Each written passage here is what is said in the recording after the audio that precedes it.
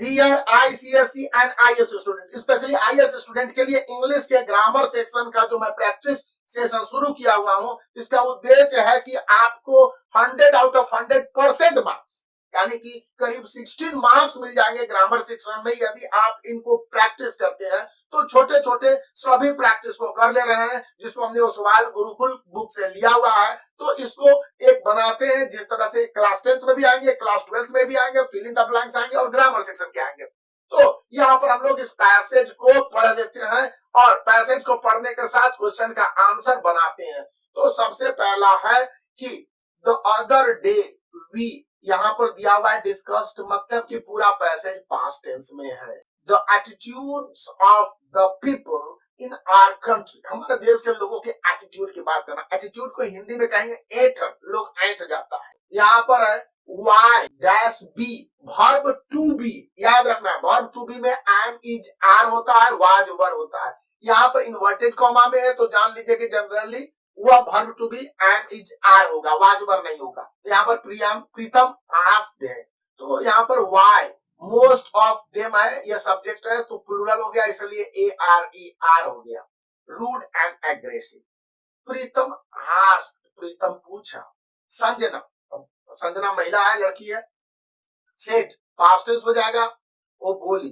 That it, यहाँ पर भी है चूंकि यह इनडायरेक्ट स्पीच है। जिस तरह से आप देखेंगे कि इनडायरेक्ट स्पीच में बनाने होते हैं तो यहाँ पर was हो जाएगा। इट चूंकि सिंगुलर प्रोनाउन है इसलिए सिंगुलर वर्ब लगेगा। It was because there too many people, there were और had been दोनों हो सकते हैं, लेकिन यहाँ पर मोस्ट सुटेबल है कि आप वर्ब भर दीजिए। there were too many people, चूंकि many people है, प्लूरल नाउन प्लूरल वर्ब हो जाएगा। And one had to fight for everything, एक व्यक्ति को सभी चीज के लिए स्ट्रगल करने हैं और देखने हैं कि उसे मिलेंगे कि क्या नहीं मिलेंगे। नीरोड डैश, अब नीरोड इंसिस्टेड, इस बात पर जोर देता है।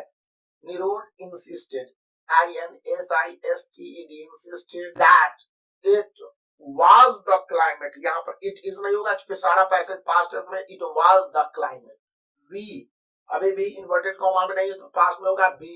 We were as efficient and polite as Europeans if only our weather would be better.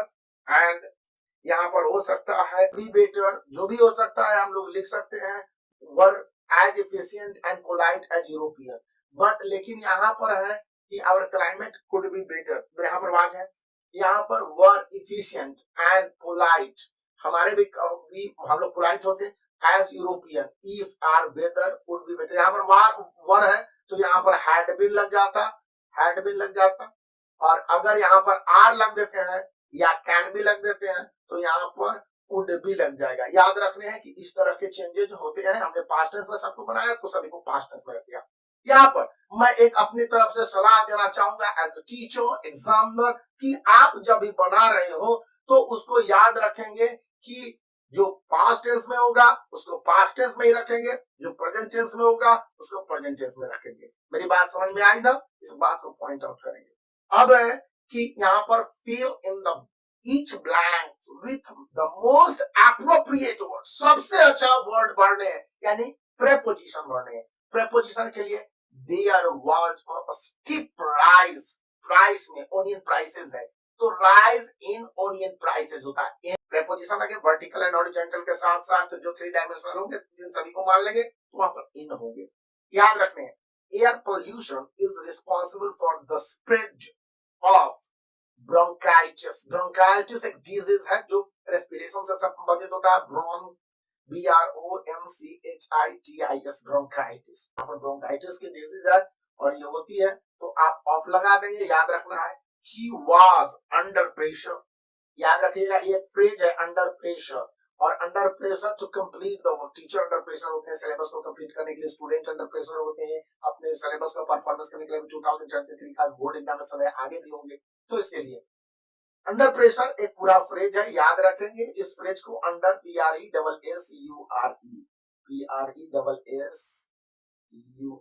Pressure होता है। जॉन जंप्ड, अब देखिए यहाँ पर रिवर है, पॉन्ड है, वेल है, तो जम्प इनटू मोशन के अर्थ में होता है इन और टू मोशन को शो कर रहा है, डायरेक्शन को, और इन बताते हैं उसका हॉरिजॉन्टल एंड वर्टिकल पोजीशन को। तो जब भी कोई व्यक्ति यहाँ पर जंप करेगा किसी चीज में तो वहां पर मूवमेंट होता है, उस कंडीशन में इनटू लगा देते हैं, याद रखना है। E, his teacher is very pleased, please means happy, तो प्लीज किसी पर्सन के साथ है तो प्लीज विथ होगा, विथ प्रीपोजिशन हमेशा बताता है किसी चीज के साथ होना, या मतलब किसी पर्सन के साथ होना, किसी चीज के साथ होना, और किसी चीज पर होना, मतलब प्लीज ओवर द मैच हो, प्लीज ओवर हो जाएगा तो किसी चीज पर होगा, विथ किसी पर्सन के साथ है, ही में एक पर्सन है तो उस अर्थ में होगा। ऑनली टुक ऑफ, उतार लेना, कोई भी वस्तु उतार लेंगे, टुक ऑफ योर क्लोथ्स, तो यहाँ पर O double F off preposition आता है, took off his cap and wiped his face, face को इस तरह से उसने वाइप किया, यहाँ पर इस तरह का प्रीपोजिशन आए। फिर G, the old woman could not get, यहाँ पर है गेट द सॉक्स, मतलब आग हाथ लगा था, मेंटल होगा, फिजिकल होगा, गेट ओवर होना, ये एक फ्रेज है, वर्बल फ्रेज है कि गेट ओवर मतलब मुक्ति, ही शुड नॉट गेट, यहाँ पर get of such a rudeness, और गेट अवे होगा, अवे मतलब दूर जाना, या फिर इस तरह की आदत से मुक्ति पाना, तो गेट ऑफ भी होता है। इस तरह से गेट ऑफ नहीं किया अपने रूडनेस से, बुरे बिहेवियर से, इल प्रैक्टिस से, बैडनेस से इंसान जब भी मुक्ति नहीं पाता है तो यहाँ पर कहते हैं कि गेट ओवर होना या रूडनेस, तो इन सब बातों को याद रखना है। मेरे पॉइंट ये है कि इस तरह के छोटे छोटे इंग्लिश के सीरीज आपको कैसे लगते हैं कमेंट जरूर कीजिएगा, और वीडियो को दोस्तों के बीच में शेयर करने और चैनल को सब्सक्राइब करके रखिए, क्योंकि ऐसा करते रहने से मुझे भी इंकरेजमेंट मिलती है और मैं इसी तरह के वीडियो लाता रहता हूँ। और इसी बीच उस्मान गुरुकुल जिस बुक से बनाया है उसका लिंक इस वीडियो के डिस्क्रिप्शन में, यदि वहां से चाहें तो उस सैंपल पेपर को परचेज कर सकते हैं, और इससे आपको बेनिफिट मिलेगा। बने रहने हैं, वीडियो को लाइक करने के साथ चैनल को सब्सक्राइब करना है,